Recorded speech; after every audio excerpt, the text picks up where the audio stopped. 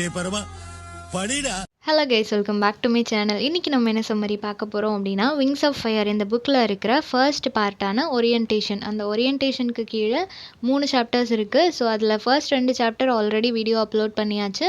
பார்க்காதவங்க செக் பண்ணி பார்த்துக்கோங்க. இந்த வீடியோவில் 3rd சாப்டரோட டீட்டெயில்டு எக்ஸ்ப்ளனேஷன் பார்க்க போகிறோம். ஸோ செகண்ட் சாப்டர் எப்படி முடிஞ்சிருக்கும் அப்படின்னா, கலாம் சார் வந்துட்டு இன்டர்வியூக்காக ப்ரிப்பேர் ஆகிட்டுருப்பாரு. அங்கே போகணும் அப்படின்னு சொல்லி ரெடி ஆகிட்டுருப்பாரு. ஸோ 3rd சாப்டர் எப்படி ஸ்டார்ட் ஆகுது அப்படின்னா, இப்போ ட்ரெயினில் அவர் ட்ராவல் பண்ணிகிட்ருக்கிறாரு இன்டர்வியூ போகிறதுக்காக.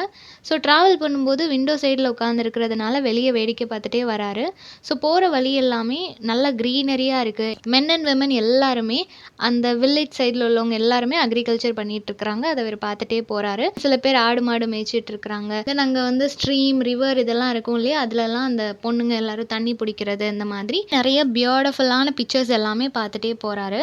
ட்ரெயின் கொஞ்சம் தூரம் மூவ் ஆனதுக்கப்புறம் ஒரு நார்த் சைடை ரீச் பண்ணும்போது அவரால் பார்க்க முடியுது, ஒரு டிராஸ்டிக் சேஞ்ச் அவரால் பார்க்க முடியுது. ஏன் அப்படின்னா, இது வரைக்கும் ரொம்ப க்ரீனரியாக பார்த்துட்டு இருந்ததெல்லாம் கொஞ்சம் கொஞ்சமாக மறைய ஆரம்பிக்குது. நிறைய பில்டிங்ஸ் தெரியுது. ஸோ அதெல்லாம் பார்க்கும்போது எந்த அளவுக்கு லேண்ட்ஸ்கேப் வந்து 1 to 1 டிஃபர் ஆகுது அப்படின்றது அவருக்கு தெரியுது. ஸோ இந்தியாவில் வந்து அந்த கங்கா ரிவராக இருக்கட்டும், ஃபுல்லாக எல்லா இடமுமே நிறையா க்ரீன் ஃபீல்ட்ஸாக இருக்கட்டும், எல்லாம் ரொம்ப அது செழுமையாக இருக்கிறதுனால தான் நிறைய கண்ட்ரீஸில் இருக்கிறவங்க இந்தியாவுக்கு வரணும், இந்தியாவை கேப்சர் பண்ணிக்கணும் அப்படின்னு சொல்லி ஆசைப்பட்டாங்க. ரொம்ப வருஷமாக இந்தியாவை கேப்சர் பண்ணிக்கணும்னு சொல்லி ஒவ்வொருத்தராக வந்துக்கிட்டே தான் இருந்தாங்க. நியர்லி 1500 BC அந்த டைம்லலாம் ஆரியன்ஸ் இந்தியாவுக்கு வந்தாங்க. நார்த் வெஸ்ட் சைட்லேருந்து அவங்க வந்து இந்தியாவை ரூல் பண்ணணும், இந்தியாவை கேப்சர் பண்ணிக்கணும் அப்படின்னு சொல்லி ட்ரை பண்ணாங்க. அது முடியாமல் போச்சு. தென் 10th சென்ச்சுரியில் முஸ்லிம்ஸ் வந்தாங்க. தென் அவங்களுமே இப்போ எல்லாரோடையும் ஒரு ஃப்ரெண்ட்ஸ் மாதிரி பழகிட்டு இருக்கிறாங்க. அவங்க இந்தியா விட்டு போக மனசு இல்லாமல் இங்கேயே ஸ்டே பண்ணிட்டு இருக்கிறாங்க. ஸோ இந்த மாதிரி ஒவ்வொருத்தங்களும் வரதான் செய்கிறாங்க. பட் அவங்க எல்லாருமே திரும்ப போயிடுறாங்க. யாராலையும் இந்தியாவை வந்து கேப்சர் பண்ண முடியல, அங்கே இருக்கிற வளங்களை எடுத்துக்க முடியல அப்படின்றத சொல்கிறாரு. ஸோ இந்தியாவோட அந்த சவுத் பார்ட் தான் இந்தியாவுக்கு ஒரு ஷீல்டு மாதிரி இருக்குது. அங்கே இருக்க மவுண்டெயின்ஸாக இருக்கட்டும், அங்கே இருக்கிற நேச்சுரல் எலமெண்ட்ஸ் தான் அதுக்கு ஒரு ஷீல்டு மாதிரி இருக்குது. இந்தியாவை பாதுகாக்கிறது அதுதான் அப்படின்னு சொல்கிறாரு. நெக்ஸ்ட் இப்போ ஒரு வழியாக அவர் டெல்லியை ரீச் பண்ணியாச்சு. டெல்லி வந்ததுக்கு அப்புறமா கலாம் சார் வந்து இன்டர்வியூக்கு போகிறாரு. அங்கே போனதுக்கப்புறமா அவர் இன்டர்வியூவோட நல்லபடியாக முடிச்சிடுறாரு. முடிச்சதுக்கப்புறம் அவருக்கு என்னமோ இன்டர்வியூ கொஞ்சம் ஈஸியாக இருந்த மாதிரி தான் இருக்குது. ஏன்னா அவரோட சப்ஜெக்ட் ரிலேட்டடாக அவருக்கு எந்த கொஷனுமே கேட்கல. அவர் நல்லா ப்ரிப்பேர் பண்ணிட்டு போயிருப்பார். பட் சப்ஜெக்ட் ரிலேட்டடாக எந்த கொஷனுமே கேட்க மாட்டாங்க. ஜென்ரலாக தான் கேட்ட மாதிரி இருக்கும். இவருமே எல்லாத்துக்கும் நல்லபடியாக ஆன்சர் பண்ணிட்டு வந்துடுறாரு. ஸோ இவரோட பர்சனாலிட்டிக்கு நிறைய இம்பார்ட்டன்ஸ் கொடுத்த மாதிரி இருக்கும். ஏன் அப்படின்னா, அது வந்து ஏரோப்ளேன் ரிலேட்டடாக பைலட் மாதிரியான போஸ்டிங் அப்படின்றப்போ அவங்களோட கம்யூனிகேஷன், மேனரிசம், அவங்களோட பர்சனாலிட்டி அதை தானே பார்ப்பாங்க. ஸோ அது ரிலேட்டடாக தான் நிறைய கொஷின் கேட்ட மாதிரி இருந்துச்சு அப்படின்னு சொல்லிட்டு இவருக்கு வந்து எல்லாமே ஈஸியாக தான் இருந்துச்சு. ப்ராப்பராக ஆன்சர் பண்ணிட்டாரு. ஸோ எவ்வளோ தான் நர்வஸாக இருந்தாலும், எக்ஸைட்டடாக இருந்தாலும் அவருக்குள்ள ஒரு கான்ஃபிடென்ஸும் இருந்துச்சு. ஸோ அவுட் ஆஃப் 25 கேண்டிடேட்ஸில் 8 பேர் தான் அவங்க செலக்ட் பண்ணுவாங்க. இவர் வந்து unfortunately 9th place. So just மிஸ்ஸில் போயிடுச்சு. கொஞ்சம் அவர் வந்து மார்க் கூட இருந்திருந்தாரு அப்படின்னா அவர் 8th பொசிஷனுக்காவது வந்திருப்பாரு, செலக்ட் ஆயிருப்பாரு இல்லையா. ஸோ அவர் வந்து ரொம்ப டிசப்பாயிண்டிங்காக ஃபீல் ஆகுறாரு. சின்ன வயசுலேருந்தே அவருக்கு பறக்கணும் அப்படின்றது அவரோட ஆசை. அப்படி இருக்கும்போது அது இவ்வளோ கிட்ட வந்துட்டு அந்த ஆப்பர்ச்சுனிட்டி போயிட்டே அப்படின்னு சொல்லிட்டு ரொம்ப ஃபீல் பண்ணிட்டு இருக்கிறாரு. தென் இப்போ அங்கேருந்து வெளியே வந்ததுக்கப்புறமா அங்கே கங்கா ரிவரில் போய் குளிக்கிறாரு. அந்த குளித்து முடிச்சதுக்கப்புறமா இவருக்கு ஒரு ரெஃப்ரெஷ்மெண்ட் கிடைக்குது. ஸோ ஒரு பீஸ் கிடைக்கிற மாதிரி ஃபீல் பண்ணுறாரு. தென் ஒரு ஹில் சைடில் வந்து ஒரு சிவானந்தா ஆசிரமம் ஒன்று இருக்குது. அந்த ஆசிரமம்க்கு போகிறாரு. சாதுஸ் அப்படின்னு சொல்லப்படுற நிறைய பேர் அங்கே இருக்கிறாங்க. மெடிடேஷன் பண்ணுறதெல்லாம் பார்க்குறாரு. இவர் ஆல்ரெடி அவங்கள பற்றி படிச்சிருப்பாரு. அதனால இவருக்கு வந்து கொஞ்சம் நாலேஜ் இருக்கும். அவங்க என்ன பண்ணுவாங்க, அவங்களால நம்மளோட மைண்டை ரீட் பண்ண முடியும், நம்மளோட ப்ராப்ளமுக்கு சொல்யூஷன் சொல்ல முடியும் அப்படின்ற நம்பிக்கை இவருக்கு இருக்கும். ஸோ அப்படி அங்கே போகும்போது அங்கே ஒரு சுவாமிஜி இருக்கிறாரு. அவரை பார்த்து பேசுகிறாங்க. அப்போது அவர் கேட்குறாரு, உங்களுக்கு என்ன பிரச்சனை அப்படின்னு சொல்லி கேட்கும்போது கலாம் சார் வந்து எக்ஸ்பிளைன் பண்ணுறாங்க. ஒரு இன்டர்வியூக்கு போகிறதுக்கு சான்ஸ் கிடச்சிது, நான் போனேன். பட் அன்ஃபார்ச்சுனேட்லி நான் 9th பிளேஸ் வந்துட்டேன். 8th பிளேஸ் நான் வந்திருந்தேன்னா இந்நேரம் நான் செலக்ட் ஆகிருப்பேன் அப்படின்னு சொல்லிட்டு அவர் எந்த அளவுக்கு பேடாக ஃபீல் பண்ணுறாரு, எந்த அளவுக்கு டிசப்பாயிண்டிங்காக ஃபீல் பண்ணுறாருன்றதை அந்த சுவாமிஜி கிட்ட கொட்டி தீர்க்கிறாரு. சொல்லி முடிச்சதுக்கப்புறமா அந்த சுவாமிஜி என்ன சொல்கிறாங்க அப்படின்னா, நீங்கள் வந்து இந்த ஃபெயிலியரை நினச்சி ஒரி பண்ணிக்காதீங்க. எல்லாமே ஆல்ரெடி பிளான் பண்ண மாதிரி தான் நடந்துகிட்டு இருக்கும். உங்களுக்குன்னு ஒரு டேலண்ட் இருக்கும். அதுக்கேற்ற ஒர்க்கு இதுதான் இதுதான் பர்ஃபெக்ட் அப்படின்னு சொல்லி கடவுளுக்கு தெரியும். ஸோ அதுக்கு முன்னாடி சில ப்ராக்டிஸ், சில லெசன்ஸ்க்காக சில இன்சிடென்ட்ஸ் நடக்குமே தவிர, அதுதான் டெஸ்டினி அப்படின்னு சொல்லி நீங்கள் நினச்சிடக்கூடாது. இந்த ஃபெயிலியரை பார்த்து பயப்படாதீங்க. உங்களுக்கு பிடிச்ச மாதிரி, உங்கள் டேலண்ட்டுக்கு ஏற்ற மாதிரியான பர்ஃபெக்டான ஜாப் ஃப்யூச்சரில் உங்களுக்கு கிடைக்கும். அதனால நீங்கள் நிறைய ரெகக்னேஷன் வந்து வாங்க போகிறீங்க. இதை நினச்சி கவலைப்படாதீங்க, சந்தோஷமாக போங்க. உங்களுக்கு என்ன ஆப்பர்ச்சுனிட்டி கிடைச்சாலும் அதை யூஸ் பண்ணுங்கள். உங்கள் லைஃப் கண்டிப்பாக ஷைன் ஆகும் அப்படின்னு சொல்லி அவர் ரொம்பவே பாசிட்டிவாக பேசி அவரை அனுப்பி வைக்கிறாங்க. ஸோ இப்போ அவருக்கு கொஞ்சம் ஓகேவாக இருக்குது. சரி, ஓகே, ஏதாவது ஒரு ஆப்பர்ச்சுனிட்டி வரும், நம்ம அதை யூஸ் பண்ணிக்கலாம், அதுதான் நம்மளோட டெஸ்டினியாக இருக்கும் அப்படின்னு சொல்லிட்டு இவர் சந்தோஷமாக அங்கேருந்து கிளம்பி வந்துடுறாரு. இவர் ஏர்ஃபோர்ஸில் தான் செலக்ட் ஆகலை. ஓகேவா, அந்த 8 பேரில் ஒருத்தராக இவர் ஏர்ஃபோர்ஸில் செலக்ட் ஆகலை. ஆனால் டிடிடியில் என்ன ஆச்சு அப்படின்னு சொல்லிட்டு அவங்ககிட்ட போய் கேட்கலான்னு சொல்லி அந்த கம்பெனிக்கு போகிறாரு. அங்கே போகும்போது அவங்க என்ன சொல்கிறாங்க அப்படின்னா, செலக்ட் ஆகிட்டீங்க அப்படின்னு சொல்கிறதுக்கு முன்னாடியே அப்பாயின்மெண்ட் ஆர்டரை கொடுத்துட்டாங்க. ஸோ உங்களுக்கு வேலை கன்ஃபார்ம் ஆயிடுச்சு அப்படின்னு சொல்லி நெக்ஸ்ட் டே நீங்கள் ஜாயின் பண்ணிக்கலாம் அப்படின்னு சொல்கிறாங்க. ஸோ சீனியர் சயின்டிஃபிக் அசிஸ்டண்ட்டாக அவருக்கு ஜாப் வந்து கிடைக்கிது. பெர் மந்த் 250 தர்றதாகவும் சொல்கிறாங்க. இவரும் சரி, ஓகே, நமக்கு ஒரு ஜாப் கிடைச்சிட்டு இதுதான் நம்மளோட டெஸ்டினி, இதுதான் நம்மளோட ஐடென்டிட்டி அப்படின்னு சொல்லிட்டு அவருமே ஜாயின் பண்ணிக்கிறாரு. அந்த ஒர்க் கொஞ்சம் பீஸ்ஃபுல்லாக தான் இருக்குது. ஸோ நல்லபடியாக போயிட்டுருக்கு. 1958 அவருக்கு அந்த ஜாப் கிடைக்கிது. நல்லபடியாக அவர் அந்த ஒர்க்கை பண்ணிகிட்டு இருக்கிறாரு. அவர் என்ன நினைக்கிறாரு அப்படின்னா, சரி, ஓகே, நான் பறக்கணும்னு ஆசைப்பட்டேன், என்னால் பறக்க முடியல, பட் எல்லாரும் சந்தோஷமாக பறக்க போகிறேன், அந்த ஏரோப்ளேனை நான் டிசைன் பண்ண போகிறேன் அப்படின்றதே எனக்கு சந்தோஷமாக தான் இருக்குது அப்படின்னு சொல்லிட்டு அவரை சமாதானப்படுத்திட்டு அந்த ஒர்க்கில் வந்து கான்சென்ட்ரேட் பண்ண ஆரம்பிக்கிறாரு. இப்போது 1 இயருக்கு அப்புறமா அவங்களுக்கு ஒரு டிசைன் பண்ணுறதுக்கான ஆப்பர்ச்சுனிட்டி கிடைக்கிது.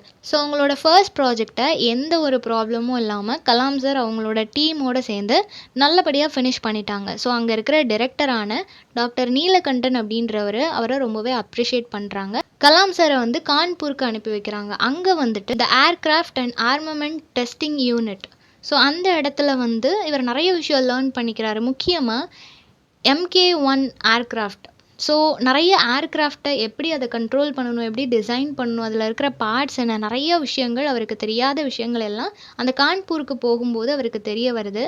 தென் அவருக்கு கஷ்டமாக இருக்கிற ஒரு விஷயம் என்ன அப்படின்னா, கான்பூர் மாதிரி ஒரு பொல்யூட்டடான இண்டஸ்ட்ரியல் டவுனில் ஃபர்ஸ்ட் டைம் அவர் ஸ்டே பண்ணுறாரு.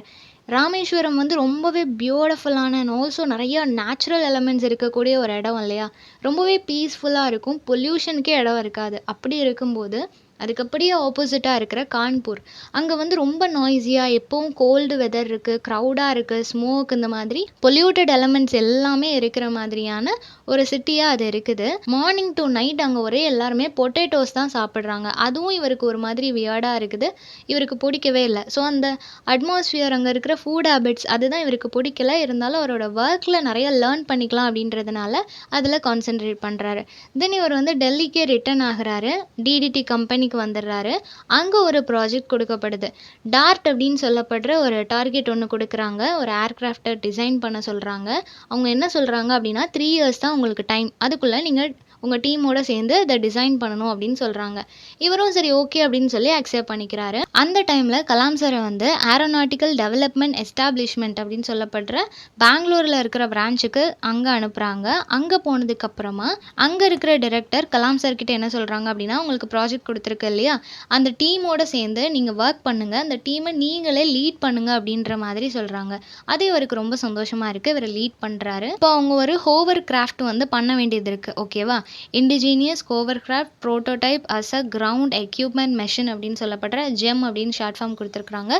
ஸோ அந்த மாதிரி ஒரு ஹோவர் கிராஃப்டை வந்து அவங்க பண்ணணும். அவங்க டைரக்டர் வந்து என்ன சொல்கிறாங்க அப்படின்னா, இதை வந்து 3 இயர்ஸ் உங்களுக்கு டைம் கொடுத்துருக்குறோம், அதை ஃபுல்லாக நீங்கள் கம்ப்ளீட் பண்ணுறதுக்கு. பட் அதுக்கு முன்னாடி அதோட டிசைன் வந்து ஃபர்ஸ்ட்டு டிசைன் கொடுப்பாங்க இல்லையா, அது ஓகே ஆனதுக்கப்புறம் தானே ஃபர்தர் ஸ்டெப்ஸ் எல்லாமே மூவ் பண்ணுவாங்க. ஸோ அதனால் அந்த டிசைன் வந்து நீங்கள் 3 மந்த்ஸுக்குள்ளே கொடுத்துருங்க அப்படின்னு சொல்கிறாங்க. அதுக்குமே இவங்க அக்செப்ட் பண்ணிக்கிறாங்க. ஃபர்ஸ்ட் இவங்க அக்செப்ட் பண்ணிட்டாங்க. பட் இவங்களுக்குள்ள ஒரு பயம் இருக்குது. இந்த அளவுக்கு ஒரு பெரிய ப்ராஜெக்ட் இது வரைக்கும் அவங்க பண்ணதே கிடையாது. ஸோ கைட் பண்ணுறதுக்கு இப்போ கலாம் சார் தான் கைட் பண்ணணும். ஆனால் அவருக்குமே ரொம்ப எக்ஸ்பீரியன்ஸ்லாம் கிடையாது இல்லையா, 1 இயர் எக்ஸ்பீரியன்ஸ் இருக்கும். தென் இன்னுமே அவர் லேர்ன் பண்ணிக்க வேண்டிய விஷயங்கள் நிறையா இருக்குது. அப்படின்றப்போ எப்படி நான் இதை கைட் பண்ண போகிறேன், நம்மளுக்கு எந்த ரெஃபரன்ஸும் இல்லையா, எந்த புக்கும் இல்லையா, ஆல்ரெடி ஒர்க் பண்ணவங்களும் நம்மளுக்கு ஹெல்ப் பண்ண போகிறதில்ல அப்படின்னு சொல்லிட்டு எல்லாருக்குமே ஒரு பயம் இருக்குது. அப்போது கலாம் சார் என்ன சொல்கிறாங்க அப்படின்னா, ஃபர்ஸ்ட் அந்த ஃப்ளைட்டை வந்து கிரியேட் பண்ணது யார் அப்படின்னா ரைட் பிரதர்ஸ். அவங்களுக்கு யாரும் எந்த ரெஃபரன்ஸுமே கொடுக்கல. அவங்களா ஒரு பைசைக்கிளை வச்சு 7 இயர்ஸ் ஒர்க் பண்ணிட்டு இருந்தவங்க சடனாக இதை வந்து கிரியேட் பண்ணுறாங்க. அவங்களுக்கு கிடைச்ச சின்ன சின்ன எக்யூப்மெண்ட்ஸை வச்சு தான் அவங்க பியூட்டிஃபுல்லாக அதை கிரியேட் பண்ணி அதை பறக்கவும் விட்டாங்க. அவங்களுக்கு எந்த விதமான ரெஃபரன்ஸும் கிடைக்கல. அப்போவே அவங்களால முடியும் அப்படின்றப்போ இப்போ இவ்வளோ நாலேஜோட தானே நம்ம இங்கே வந்திருக்கோம். அதை பற்றி ஒரு பேசிக் இன்ஃபர்மேஷனாவது நம்மளுக்கு தெரியும் இல்லையா, நம்ம ஏன் பண்ண முடியாது அப்படின்னு சொல்லிட்டு அவரோட டீமை ரொம்ப என்கரேஜ் பண்ணி இதை வந்து ஸ்டார்ட் பண்ணுறாங்க. ஸோ எல்லாரும் சேர்ந்து ஒர்க் பண்ண ஆரம்பிக்கிறாங்க. ஸோ ஃபர்ஸ்ட் அந்த டிசைனை வந்து ட்ரா பண்ணுறதுலேருந்து ஒவ்வொரு ஸ்டெப்பாக மூவ் பண்ணிகிட்டே இருக்கிறாங்க. அவங்களோட ஒர்க் அவங்களே ஒரு கான்ஃபிடென்ட்டாக பண்ணிகிட்டு இருக்கும்போது டிஃபென்ஸ் மினிஸ்டரான வி.கே. கிருஷ்ண மேனன் அப்படின்னு சொல்லப்படுற ஒரு பர்சன், அந்த மினிஸ்டர் வந்து என்ன பண்ணுறாரு அப்படின்னா, அவருக்கு இவங்க பண்ணுற இந்த ஒர்க் வந்து ரொம்ப பிடிச்சிருக்கு. எதுக்காக அப்படின்னா, இது வரைக்கும் மெஷின்ஸ் எல்லாமே, இந்த ஏர்கிராஃப்ட் எல்லாமே ஃபாரின் கண்ட்ரீஸில் இருந்து தான் இந்தியாவுக்கு வந்து அவங்க அனுப்பி வைக்கிறாங்க. ஸோ இது வரைக்கும் அங்கேருந்து வந்துட்டுருக்கு, இந்தியாவில் யாருமே இதை க்ரியேட் பண்ணலையே அப்படின்ற ஒரு வருத்தம் இவருக்கு இருந்திருக்கும். அது மட்டும் இல்லாமல் ஆர்மியில் யூஸ் பண்ணுற எல்லா ஏர்கிராஃப்ட்டுமே இந்தியாவில் க்ரியேட் பண்ணதாக இருக்கணும் அப்படின்னு சொல்லி இவர் ரொம்பவே ஆசைப்பட்டிருப்பார். அது ஃபர்ஸ்ட் டைம் நடக்க போகுது அப்படின்னதும் இவருக்கு அவ்வளோ சந்தோஷமாக இருக்கும். ஸோ நான் உங்களுக்கு என்னால் முடிஞ்ச அளவுக்கு ஹெல்ப் பண்ணுறேன் அப்படின்னு சொல்லி சப்போர்ட் பண்ணுவார். எப்போல்லாம் அவர் பெங்களூர் வராரோ அப்போல்லாம் இவங்க டீமை விசிட் பண்ணி எப்படி போயிட்டுருக்கு அப்படின்றத விசாரிச்சுட்ருப்பாரு. ஸோ இந்த மாதிரி அடிக்கடி அவங்கள நல்லா மோட்டிவேட் பண்ணி சப்போர்ட் பண்ணிகிட்ருப்பாரு. ஸோ இந்த ஒர்க் பண்ணிகிட்டு இருக்கும்போது கலாம் சாருக்கு அவர் ஒன்ஸ் ஒரு ஆர்டிக்கல் எழுதினார் இல்லையா தமிழில், let's make our own aircraft அப்படின்னு சொல்லிட்டு, அது ஞாபகம் வருது. ஸோ அது எல்லாத்தையும் ஒரு மோட்டிவேஷனாக எடுத்துக்கிட்டு அவர் ரொம்பவே கான்ஃபிடென்ட்டாக ஒர்க் பண்ணிகிட்டே இருக்கிறாரு. இந்த மினிஸ்டரும் சைட் பை சைடு இவங்களுக்கு சப்போர்ட் பண்ணிகிட்டே இருக்கிறாங்க. ஸோ கலாம் சாருக்கு வந்து இந்த மினிஸ்டரை தவிர வேறு யாருமே சப்போர்ட் பண்ணல. எல்லாருமே நெகட்டிவாக தான் சொல்கிறாங்க. இந்தியாவால் எப்படி ஒரு ஏர்கிராஃப்டை க்ரியேட் பண்ண முடியும், அந்தளவுக்கு ஃபெசிலிட்டிஸ் நம்மக்கிட்ட இல்லைன்னு சொல்லிட்டு ஈவன் அவரோட சீனியர் ஒர்க்கர்ஸ் கூட இந்த மாதிரி தான் அவங்கள டீமோட்டிவேட் பண்ணுறாங்க. பட் எதையும் கன்சிடர் பண்ணாமல் நம்மளால் முடியும் அப்படின்னு சொல்லிட்டு ரைட் பிரதர்ஸை மட்டுமே இன்ஸ்பிரேஷனாக வச்சு இந்த ஒர்க்கை ஸ்டார்ட் பண்ணுறாங்க. ஆல்மோஸ்ட் அவங்க முடிச்சிட்டாங்க. முடிச்சதுக்கப்புறமா அதுக்கு நந்தி அப்படின்னு சொல்லி பேர் வைக்கிறாங்க. இவர் என்னதான் முஸ்லீமாக இருந்தாலும் சிவனோட ஃபாலோவர் தானே அந்த நந்தி அப்படின்றது. ஸோ அந்த நந்தி அப்படின்ற பேர் தான் அவங்களோட ஏர்கிராஃப்ட்டுக்கு வைக்கிறாங்க. தென் அந்த கிருஷ்ண மேனன் இருக்கிறார் இல்லையா, அவர் வந்து விசிட் பண்ணுறாரு. ஆல்மோஸ்ட் ரெடி ஆனதுக்கப்புறமா அவர் கேட்குறாரு, நான் இதில் பறக்கலாமா அப்படின்னு சொல்லி கேட்ட உடனே கலாம் சார் ரொம்ப சந்தோஷமாக கண்டிப்பாக பறக்கலாம் அப்படின்னு சொல்லிட்டு பைலட்டோட சீட்டில் ஏறி உட்கார்றாரு. அதை பார்த்த உடனே மினிஸ்டரோட அந்த செக்யூரிட்டி இருப்பாங்க இல்லையா, அவங்க கேட்குறாங்க, நீங்கள் எப்படி பறக்க முடியும், உங்களுக்கு அவ்வளோ எக்ஸ்பீரியன்ஸ் இல்லைல்ல, நான் இதை ட்ரை பண்ணுறேன் அப்படின்னு சொன்ன உடனே அதுக்கு கலாம் சார், இல்லை என்னால் முடியும் அப்படின்னு சொல்லிட்டு, அவருக்கு அவ்வளோவா எக்ஸ்பீரியன்ஸ் இல்லைனாலும் அவர் மேலே நம்பிக்கை இருக்குது. இதை க்ரியேட் பண்ணதே அவர் தான். ஸோ அதை எப்படி ரன் பண்ணணுன்றது எனக்கு தெரியும் அப்படின்னு சொல்லிட்டு கலாம் சார் அந்த ஏர்கிராஃப்டை ஆப்ரேட் பண்ண ஸ்டார்ட் பண்ணுறாரு. நல்லபடியாக ஒரு ரவுண்டு போயிட்டு வந்துட்டாங்க. அவங்களுக்கு அவ்வளோ சந்தோஷமாக இருக்குது, அது சக்ஸஸ்ஃபுல்லாக வந்துடுச்சு அப்படின்றதுனால. தென் மினிஸ்டர் வந்ததுக்கப்புறமா இன்னும் கம்ப்ளீட்டாக நீங்கள் முடிச்சுட்டு செகண்ட் டைம் போகும்போது என்னை கூப்பிடுங்க, நான் கண்டிப்பாக வருவேன் அப்படின்னு சொல்லி ரொம்ப ஹாப்பியாக இந்தியாவிலேருந்தும் ஒரு ஏர்கிராஃப்ட் க்ரியேட் ஆகிட்டு அப்படின்ற ஒரு சாட்டிஸ்ஃபேக்ஷனோட அவர் போகிறாரு. இப்போ கலாம் சாரோட சேர்ந்து இந்த டீம் அவங்க கொடுத்த டைமுக்கு முன்னாடியே 3 இயர்ஸ்க்கு முன்னாடியே இந்த ஒர்க்கை முடிச்சுட்டாங்க. 550 kg வெயிட்டில் அவங்களோட ஏர்கிராஃப்ட் வந்து இப்போ ரெடி ஆகிடுச்சு. செகண்ட் டைம் ரைடுக்காக கிருஷ்ணா மேனன் அப்படின்ற அந்த மினிஸ்டரை கூப்பிடலாம் அப்படின்னு பார்த்தா அவரை அழைப்ப வர முடியாது. ஏன்னா இப்போ அவர் போஸ்டிங்லேயே இல்லை. ஸோ அவரோட ஜாப் போனதுனால மற்ற மினிஸ்டர்ஸ் எல்லாரும் இதை சப்போர்ட் பண்ண மாட்டாங்க. இவருக்கு மட்டும்தான் இந்தியாவிலேருந்து இது வரணும் அப்படின்ற ஒரு இன்ட்ரெஸ்ட் இருந்துச்சு. மற்றவங்க எல்லாருமே இதை ஃபாரின் கண்ட்ரீஸ்லேருந்து வாங்கணும் அப்படின்னு சொல்லி தான் அவங்க ஆசைப்பட்டாங்க. அதனால் இந்த ஏர்கிராஃப்ட்டுக்கு அதுக்கப்புறம் வந்த மினிஸ்டர்ஸ் யாருமே இன்ட்ரெஸ்ட் கொடுக்கவே இல்லை. ஸோ அது வந்து ஒரு ஃபெயிலியர் மாதிரி அகெயின் அதை தூக்கி ஓரமாக வைங்க அப்படின்னு சொல்லிட்டாங்க. இவரும் அதை ஓரமாக வச்சுட்டாரு. கலாம் சாருக்கு ரொம்பவே டிசப்பாயிண்டிங்காக இருக்குது. நம்ம இவ்வளோ கஷ்டப்பட்டு க்ரியேட் பண்ணது அதை எக்ஸிக்யூட் பண்ண முடியலையே அப்படின்னு சொல்லி ஃபீல் பண்ணிகிட்டு இருக்கிறாரு. சடனாக ஒரு நாள் என்ன ஆகுது அப்படின்னா, இந்த டைரக்டர் வந்து அதோட கண்டிஷனை பற்றி கேட்குறாங்க. இவங்களும் நல்ல கண்டிஷனில் தான் இருக்குது அப்படின்னு சொல்கிறாங்க. ஸோ அந்த டைரக்டர் வந்து ஒரு விஐபியை கூட்டிகிட்டு வராங்க. அவர் வந்து அந்த ஏர்கிராஃப்டை பற்றி நிறைய கொஷின்ஸ் கேட்குறாரு. எல்லாத்துக்குமே கலாம் சார் ஆன்சர் பண்ணுறாங்க. தென் நம்ம ஒரு ரைடு போகலாமா அப்படின்னு சொல்லி கேட்ட உடனே கலாம் சார் ரொம்ப ஹாப்பி ஆகிட்டாரு. நம்மளோட ஏர்கிராஃப்டையும் மதிச்சு ஒரு பர்சன், ஒரு விஐபி வந்திருக்கிறாங்களே அப்படின்னு சொல்லி சந்தோஷப்பட்டு அவரை ரைடு கூட்டிகிட்டு போகிறாங்க. அவங்க போயிட்டு வந்ததுக்கப்புறமா அந்த பர்சன் வந்து கலாம் சாரை பற்றி நிறைய இன்ஃபர்மேஷன்ஸ் கேட்குறாங்க. அவருமே சொல்கிறாரு. சொன்னதுக்கப்புறமா ஒரு 1 வீக் அப்புறமா கலாம் சாருக்கு ஒரு கால் வருது. என்ன கால் அப்படின்னா, director of Tata institution of fundamental research அங்கே இருந்த ப்ரொஃபஸர் MGK மேனன், இவர் தான் அன்றைக்கி விஐபியாக வந்தவர். ஸோ அவர்கிட்ட இருந்து இவங்களுக்கு ஒரு கால் வந்திருக்கு. என்ன அப்படின்னா, கலாம் சாரை இன்டர்வியூக்காக இந்தியன் கமிட்டி ஃபார் ஸ்பேஸ் ரிசர்ச்லேருந்து கூப்பிட்ருப்பாங்க. ஸோ அவர் தான் ரெக்கமெண்ட் பண்ணியிருப்பார். ஸோ இவருக்கு வந்து அதை பற்றி பெரிய ஐடியா இருக்காது. ஸ்பேஸ் ரிசர்ச் அப்படின்றது தெரியும், பட் பெரிய ஐடியா ஒன்றும் இருக்காது. ஸோ இன்டர்வியூ அப்படின்னு சொன்னோன்னே இவருக்கு ப்ரிப்பேர் பண்ணவும் டைம் இருக்காது. என்ன மாதிரியான கொஷின்ஸ் இருக்குன்றதுலேயும் ஐடியா இருக்காது. ஜஸ்ட்டு சரி போவோம் அப்படின்னு சொல்லிட்டு போகிறாரு. அங்கே போனால் அவங்க வந்து இந்த ஃபீல்டில் அவருக்கு இருக்கிற நாலேஜ் அதெல்லாம் இல்லாமல் அவருக்கு இந்த ஒர்க்கில் ஜாயின் பண்ண இன்ட்ரெஸ்ட் இருக்கா அப்படின்றத மட்டும்தான் பார்க்குறாங்க. இன்டர்வியூ பண்ணுறாங்க. இவரும் நல்லா கான்ஃபிடென்ட்டாக ஆன்சர் பண்ணுறாரு. இன்டர்வியூ முடிச்சதுக்கப்புறமா அவங்க ஒரு 2 டேஸ் நீங்கள் ஸ்டே பண்ணுங்கள், உங்களுக்கு ஆன்சர் சொல்லிடுவோம், நீங்கள் செலக்டடாக இல்லையா அப்படின்றது சொல்கிறாங்க. அவரும் ஸ்டே பண்ணுறாரு. பட் நெக்ஸ்ட் டே ஈவினிங்கே சொல்லிடுறாங்க நீங்கள் செலக்ட் ஆகிட்டீங்க அப்படின்றத. இவரால் நம்பவே முடியல. அவ்வளோ பெரிய ஆர்கனைசேஷனில் நான் செலக்ட் ஆகிருக்கேனா அப்படின்னு சொல்லிட்டு அவரும் சரி ஓகே அப்படின்னு சொல்லி ரொம்ப சந்தோஷப்படுறாரு. அந்த இடத்துல அவர் ஒர்க் பண்ணும்போது ரொம்பவே டிஃப்ரெண்ட்டாக இருக்குது. அந்த சீனியர் ஜூனியர் அப்படின்ற எந்த விதமான டிஃப்ரென்ஸும் இல்லை. நிறைய எக்ஸ்பீரியன்ஸ் அவருக்கு கிடைக்குது. ஆல்ரெடி ஒர்க் பண்ண இடத்த விட இது ரொம்பவே பெட்டராக இருக்கிற மாதிரி ஃபீல் பண்ணுறாரு. பெரிய பெரிய ரிசர்ச் எல்லாமே பண்ணுறாங்க, பெரிய ப்ராஜெக்ட்ஸ் எல்லாமே பண்ணுறாங்க. இப்போ கலாம் சாரை யூஎஸ்ஏக்கு போக சொல்கிறாங்க. ஒரு 6 மந்த் நாசாக்கு நீங்கள் போகணும் ஒரு ட்ரைனிங்காக அப்படின்னு சொல்கிறாங்க. ஸோ இவர் அங்கே போகிறதுக்கு முன்னாடி அவங்க அப்பா கிட்ட இதை பற்றி சொல்லணும் அப்படின்னு சொல்லிட்டு ராமேஸ்வரம் போகிறாரு. அப்பாவை மீட் பண்ணுறாரு. அப்பாவுக்கு அவ்வளோ சந்தோஷம், நம்ம பையன் யூஎஸ்ஏ வரைக்கும் போப்பாரானா அப்படின்னு சொல்லிட்டு அவர் வந்து அந்த மசூதிக்கு கூட்டிகிட்டு போய் ஒரு பெரிய ப்ரேயர் பண்ணுறாங்க. எல்லாருமே ரொம்ப ஹாப்பியாக அவரை வந்து சென்ட் ஆஃப் பண்ணி வைக்கிறாங்க. மும்பை வரைக்கும் அவரை சென்ட் ஆஃப் பண்ணுறதுக்கு அவர் கூட யார் வரா அப்படின்னா, ஜலாலுதீன் அப்படின்னு சொல்லப்படுற அவரோட அக்காவோட ஹஸ்பண்ட் அண்ட் ஆல்சோ சம்சுதீன் அப்படின்னு சொல்லப்படுற அவரோட கசின். ஸோ ஃபர்ஸ்ட்லேருந்து இப்போ வரைக்கும் அவர் கூட ட்ராவல் பண்ணிகிட்டு இருக்கிற மோஸ்ட் லவ்வபிள் பர்சன்ஸ். ஸோ அவங்க வந்து லாஸ்ட் மொமெண்ட்டில் கூட ஜலாலுதீன் என்ன சொல்கிறாரு அப்படின்னா, உன்னை எங்களுக்கு ரொம்ப பிடிக்கும், உன்னை நினச்சி நாங்கள் எப்போவுமே பெருமைப்படுறோம், நீ இன்னும் நிறைய உயரங்களுக்கு போகணும், நாங்கள் ரொம்ப சந்தோஷமாக இருப்போம் அப்படின்னு சொல்லிட்டு நீ நல்லா இருக்கணும்னு சொல்லி ரொம்பவே வாழ்த்தி அவரை அனுப்பி வைக்கிறாங்க. இவருக்கு அவ்வளோ சந்தோஷமாக இருக்குது, நெகிழ்ச்சியாகவும் இருக்குது. ஏன்னா நம்ம கூட இவ்வளோ உண்மையான பர்சன், நம்மளை இவ்வளோ லவ் பண்ணுற ஒரு பர்சன் இருப்பாங்களா அப்படின்னு சொல்லிட்டு பாம்பே ஏர்போர்ட்டில் இருந்து அவர் கிளம்பி போகிறாரு. அவங்க 2 பேருமே ஃபர்ஸ்ட் டைம் இப்போ தான் பாம்பே ஏர்போர்ட் மாதிரி ஒரு பெரிய இடத்த பார்க்குறாங்க. ஸோ 2 பேரும் ரொம்ப ஹாப்பியாக அவரை வழி அனுப்பி வைக்கிறாங்க. இவரும் அங்கேருந்து கிளம்பி போகிறாரு. இதோட 3rd சாப்டர் முடியுது. ஸோ இந்த சம்மரி எல்லாருக்கும் புரிஞ்சிருக்கும்னு நினைக்கிறேன். நெக்ஸ்ட் இந்த டாப்பிக்கில் வீடியோ போடலான்னு சொல்லி கமெண்ட் பண்ணுங்கள். தேங்க்யூ ஃபார் வாட்சிங்.